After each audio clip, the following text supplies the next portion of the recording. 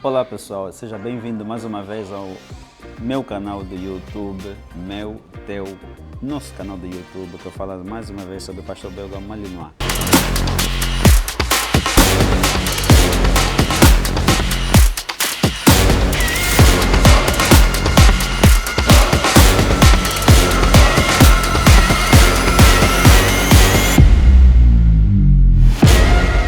E aqui temos um tema muito pertinente que tem a ver com a seleção genética.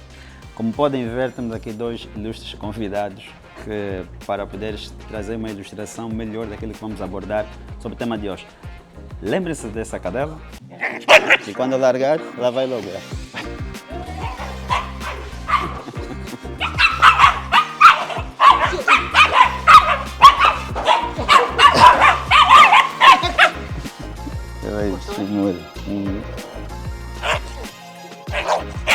E como pode perceber, é um elemento que está aqui em casa, mas não faz parte da matilha. E o cão está sempre alerta, sempre alerta, sempre alerta. É hoje com 4 meses, como podemos ver, está muito crescida, está completamente diferente. Lembrando, cães equilibrados, como eu abordei no princípio, mas que eles, de certa forma, conseguem ter o papel de função de guarda.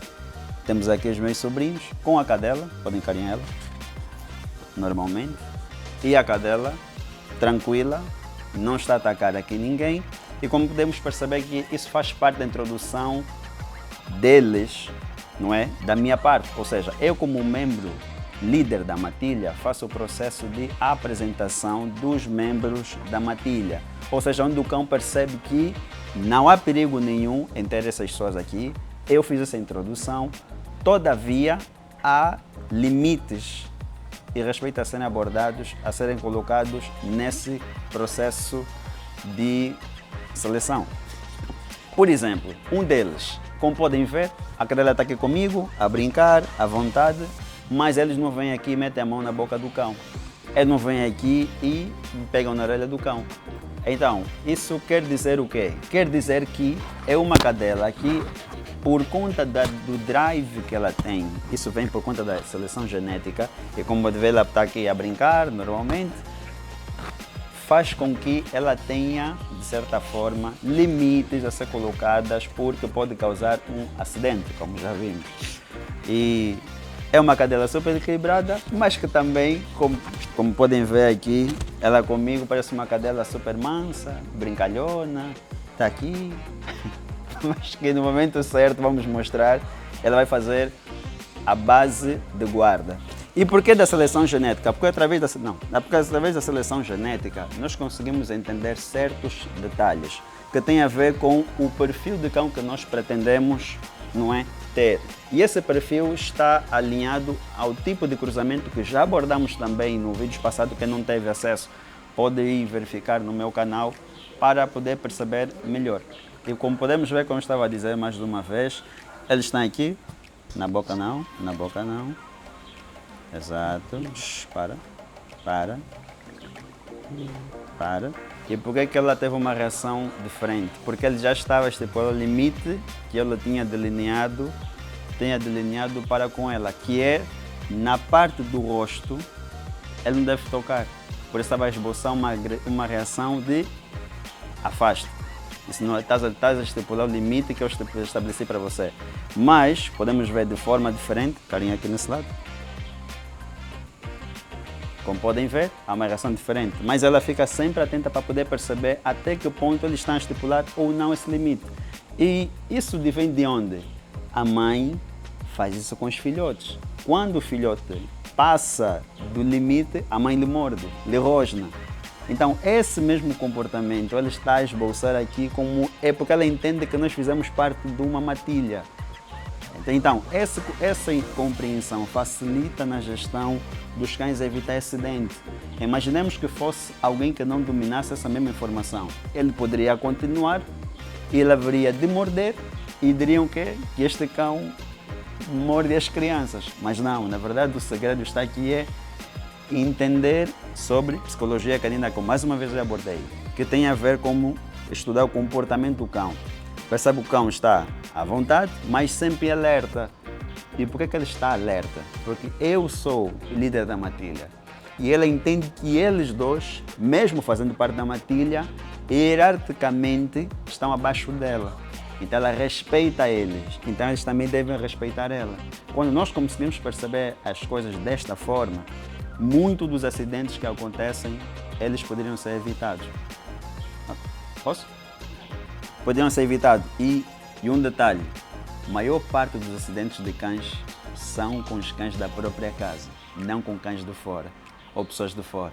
Isso quer dizer que o quê? O erro, na verdade, está não com os cães, mas na forma de criação desses cães e o entendimento que temos sobre como o cão pensa, porque ele acaba sendo um animal. E uma recomendação que eu deixo também com aqui as crianças, como podem ver, é que cães não devem ser deixados com crianças, porque é um risco, porque imagine, se não tivesse aqui um mais velho a supervisionar, ela poderia ser agredida. E por que você poderia ser agredida? Porque o cão usa a boca para tudo, para morder, para lamber, para lutar, para ameaçar, para comer. Então, de certa forma, ela usa a boca para tudo. Então, se nós conseguimos controlar a boca do cão, controlamos o cão. Dentro dessa linha de pensamento, conseguimos entender que facilita a compreensão para aquelas pessoas que têm crianças em casa e ainda assim gostariam que o seu cão, que é de guarda, pudesse ter contato com essas mesmas crianças, com a supervisão do proprietário, como estamos aqui a fazer. Com a supervisão, ela vai entender que não há perigo e está aqui a lamber, sem problemas nenhum, não está esboçando nenhuma agressão, nem reação agressiva. Por quê? Porque ele está se posicionar como deve ser e ela também como pode ser. Quer brincar, está a ficar tranquila, à vontade. Então, jeito de conclusão é que devemos fazer a psicologia canina, ou seja, no sentido de compreender melhor. E esse papel facilitaria muitos acidentes serem evitados. Desde crianças a serem atacadas, desde os próprios donos serem atacados. E só para podermos dar aqui um remate final, é que... Podemos ver, ele mais uma vez estava a estipular e ela estava a mostrar uma reação negativa. E podemos, com jeito de conclusão, poder perceber, mas por que normalmente é mais as crianças que são atacadas? Imaginemos o seguinte, quando a cadela nasce, o primeiro som que é emitido de desespero ou de preocupação, de angústia, é dos filhotes. Ou seja, esta cadela estava com outros cães que quando estavam a mãe distante, quando tinha a mãe distante, eles bolsavam o quê? Choravam, ganiam para a mãe estar por perto. E esse processo fica gravado na cabeça do animal. Então, todo momento que a criança tende a esboçar um comportamento semelhante de gritar, de chorar, remete ela a entender no processo que ela estava a passar quando estava também com a sua mãe. E lembrando que os cães são movidos também pela caça, são movidos pela defesa e são movidos também pelo seu drive. Então imaginemos o seguinte, imagina que dentro dos acidentes, a criança brinca com o cão e sai a correr. O que vai acontecer? O instinto de caça deste cão é ativado, seja ele treinado ou não. E no momento que ela ir para lá com aquela criança, dependendo da reação da criança, ela pode ter uma reação apenas de brincadeira, como pode partir para a agressão. Partindo para a agressão, entendemos que a criança não vai ficar apenas parada, vai querer dar luta no cão, simbolizando um conflito. E aqui podemos colocar em devidas proporções. Um cão, que é o pastor belga malinois, aí tentar ir atrás de uma criança, o dano que ele pode causar é muito maior do que um caniche. Ou seja, a dentada de um caniche não vai ser tão impactante em relação a um pastor belga malinois. Mas isso ocorre por quê? Porque, de certa forma, tem essas questões a serem levadas em consideração. E a criança, no momento que sai a gritar, tem aquele momento que a cadela vai lembrar que é o momento indefeso, ou quando está a atacar outros cães que ficam a ganir.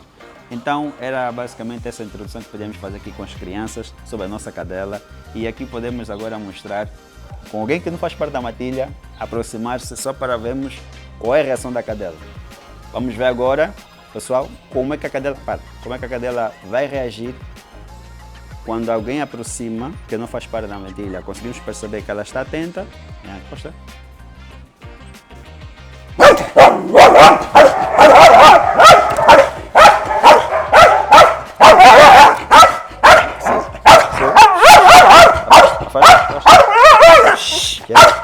Tudo bem. Calma. Calma. Tudo bem. Tudo bem. Tudo bem. E podemos perceber que é possível desligar essa cadela, acalmar ela, mas ao mesmo tempo ela vai ficar sempre alerta porque, como eu disse, chegou alguém que não faz parte da matilha, logo ela sabe o que é que tem que fazer. É uma cadela, reitero, de 4 meses. Não teve ainda um adestrador para trabalhar ela. Todo o trabalho da parte genética, da seleção dos pais, e o meu trabalho, que é o direcionamento do perfil do cão. Mas como podemos ver, ela já está a demonstrar bases sólidas de cão de proteção. Porque imaginemos que fosse alguém que fosse estranho tentar vir roubar a cadela, ela por si só já entende que ele, não sendo daqui de casa, esboça um perigo. Mas está aqui com as crianças e não está esboçando um perigo. Então, era isso para poder mostrar sobre a nossa filha do campeão, que cada vez aqui está grandinha e dando-nos o orgulho aqui o canil. Como nós estamos a dizer sobre seleção genética, e uma das perguntas pode ser, será que o meu cão, que nunca foi adestrado, não é? Um adestrador profissional, pode desempenhar a função de guarda básica, ou pode ter bases sólidas? Será que eu tenho que necessariamente trabalhar com um adestrador para que ele desempenhe a função de guarda ou uma outra função? Na verdade, todas essas respostas vão ser respondidas na questão genética. A seleção genética é quando, de certa forma, mais lá atrás, se lembramos, selecionavam raças de cães com um objetivo específico, ou seja, de onde é que surgiu os cães de busca e captura? Para as pessoas que se perderam na mata, pessoas desaparecidas num acidente, escombro. Como é que é possível que aquele cão vai cavar e ir lá embaixo para poder perceber onde é que tem a pessoa? Como é que é possível que tenham cães a farejar, ou seja, que conseguem detectar quando tem droga numa mala? Se não tem uma mala, não tem uma droga visível dentro do carro, a pessoa. Como é que é possível dentro de um espaço, os cães militares, de certa forma, conseguem identificar que foi aquela pessoa por conta da t-shirt que ele utilizou, que de certa forma estava de um determinado ambiente? Tudo isso tem a ver com a questão genética, da seleção genética. Como é que funciona? A seleção genética é quando pegamos indivíduos selecionados com uma determinada função e eles são aprimorados, ou seja, pegando indivíduos específicos, cruzando esses indivíduos específicos de modo a garantir um determinado resultado. E isso pode levar anos a ser desenvolvido. E um exemplo aqui do canil, da cadela que eu apresentei, que levou 3 anos para ela ser desenvolvida. Então foi um projeto a ser implementado. E há cães que foram, a raças que foram selecionadas há 100 anos. Então, para poder atingir um determinado resultado. Porque na seleção genética, nem todos os filhotes da ninhada saem com o mesmo perfil comportamental. Então, dentro da ninhada, tem aqueles cães que têm a maior aptidão pelo que nós pretendemos, tem outros cães que vão sair mais equilibrados e tem outros que vão sair descartados. O descartado no sentido do cão não presta, mas não serve para aquela função. E nós podemos, de certa forma, aqui apresentar um cenário. Imaginemos um cão que o pai nunca foi ensinado para farejar droga, a mãe nunca foi ensinada para farejar droga. Cruzam esses dois cães, os seus bisavós, avós também nunca foram selecionados para tal. Só comiam, dormiam, vêm de uma raça que faz esse trabalho, mas os seus sucessores já não fazem esse tipo de trabalho. Perderam essa questão da seleção genética. Quer dizer que, ao longo do tempo, os cruzamentos que foram surgindo foram fazendo com que o potencial que aquele cão tinha para poder desempenhar aquela atividade vai cada vez mais reduzindo, até chegar ao ponto que recebes aquele cão em tua casa, dizendo que é da raça ou de um cão que faz a função de farejar, mas o teu cão, ele é de uma seleção que faz isso, mas os cruzamentos que foram surgindo a posterior já não são. Implica dizer que este cão vai ter pouca probabilidade de desempenhar aquela função. E nós podemos aqui dar um exemplo. Uma mangueira. Ela vai produzir o quê? Manga. Então, não tem como uma mangueira produzir laranja. Então, pegamos esse conhecimento e aplicamos para o cão. Um cão é uma raça de cão que foi desempenhada para fazer proteção. Vamos falar, o pastor belga, ele tem outras valências, mas proteção de guarda, cão de guarda e proteção. Se ao longo do tempo esse cão foi selecionado, quer dizer que existem valências que este cão vai ter ao longo do tempo que vai cada vez mais melhorar. Ele vai ter maior capacidade de combate, ele vai ter maior capacidade de mordida, ele vai ter maior capacidade de coragem, ou seja, o cão, mesmo através do medo, ele pode superar o medo e atacar. Ele vai ter mais vontade e o gameness, de certa forma, claro, com a devida proporção, é muito ativo para ele continuar a fazer aquilo pelo prazer. E como é que vamos dar conta disso? A cauda do cão sempre a abanar. Ele está a fazer aquilo, para ele é prazeroso. Mas isso só acontece se ele tem feito uma seleção genética neste cão, de tempo, ou seja, dos seus ancestrais. Até chegar a ele, há uma carga genética muito grande nele.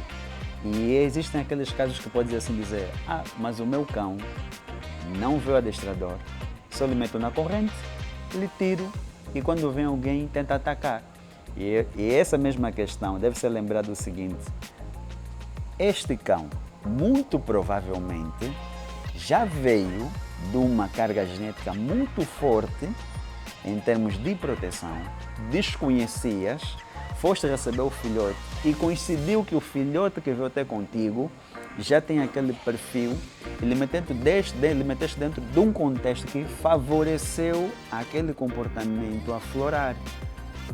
Ele não vai ter a mesma eficiência que um cão que já tem esse perfil e é trabalhado, treinado, mas o teu vai demonstrar bases ou indicadores que ele é bom naquela atividade, como é do exemplo da cadela. Aquela cadela não está trabalhada, tem muita coisa para melhorar, mas ela já demonstra o perfil, o entendimento geral do que é para proteção, de perceber que se tentar ver alguém a me abraçar, ela não vai deixar, e de tentar lhe pegar, ela não vai deixar, porque ela já tem essa compreensão. Então tudo isso vai estar baseado na questão da seleção genética.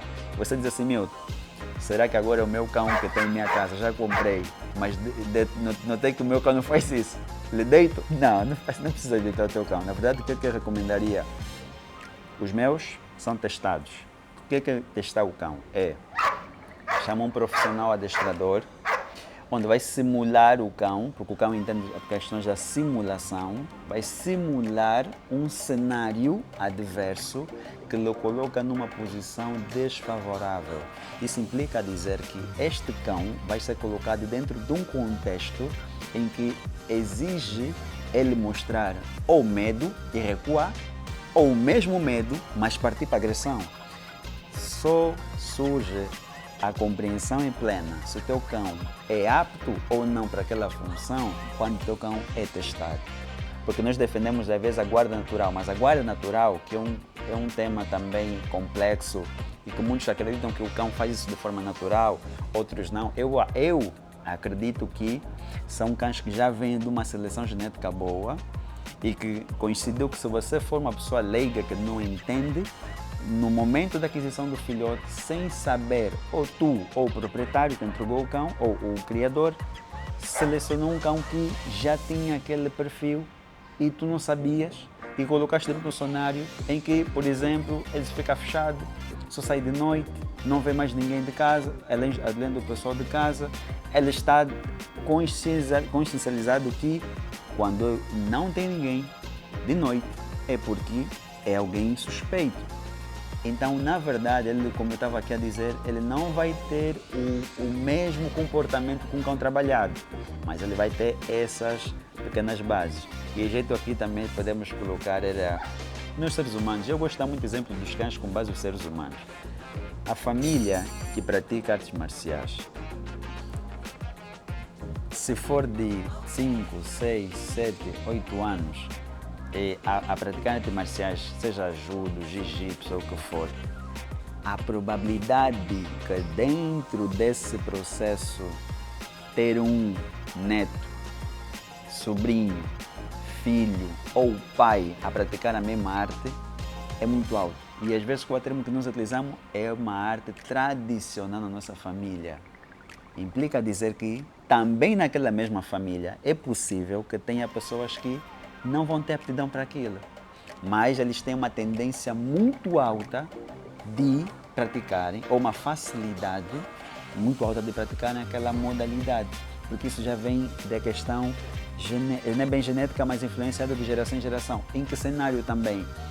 A influência do contexto, porque você vai estar dentro de um contexto em que só se fala daquela arte, só se dá ideia sobre aquela arte, só se convida pessoas a fazerem aquela arte, a verem aquela arte.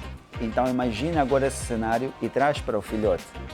O filhote, de certa forma, que já está dentro de um contexto em que o pai, a mãe, o tio, o avô fazem guarda, e esse filhote veio de uma seleção genética, o que é que você espera desse filhote? Selecionado, depois de nascerem, selecionado e colocado dentro desse ambiente. Então, o que eu recomendo fazer? É testar os seus cães, independentemente de qual é a função que ele vai desempenhar, é testar o seu cão para ver se ele é apto para desempenhar aquela função que se pretende fazer. Não foque muito na raça, porque há raças de cães que vão continuar com o título, mas indivíduos que não vão desempenhar a mesma função. Então, nós podemos aqui lembrar que agora, se calhar, muita gente vai chutar os cães dele, vai analisar e vai falar, me enganaram, ou não sei o que. Não foste enganado. Na verdade, também foi falta de conhecimento de quem te vendeu o cão, da tua parte, se calhar, que também não dominas muito essa informação, mas a partir de hoje é possível fazer um upgrade deste mesmo cenário. E como você pode fazer isso é com um profissional de adestramento, avaliar os cães que podem desempenhar a função de proteção. Eu estou a falar proteção porque são os cães que eu aqui me predispus a fazer a criação, mas eles podem fazer a proteção, como aqueles que identificares que não servem para a proteção, eles não vão ser colocados na linha da frente. Nós chamamos assim cão pet. Ele vai comer, vai ficar aí, se calhar ele é bom para caçar, por exemplo, então você pode direcionar ele para a caça. Então é muito importante você fazer esse trabalho de testar o teu animal, porque vais conseguir ter, primeiro, real noção se o teu cão cumpre ou não cumpre, porque às vezes você só vai descobrir se acontecer pior. Segundo, vais ter conhecimento se o teu cão é bom em que área. E terceiro, você vai poder investir na área que o teu cão é bom, seja ela guarda e proteção, seja ela faro, detenção e droga, busca e captura, das várias áreas. Se o teu cão não é bom em todos os cães que você tem, não for bom em nenhuma área, se for proteção, eu recomendaria, de certa forma, com muita gentileza, não ter aqueles cães para proteção, porque vai comprometer a vossa segurança.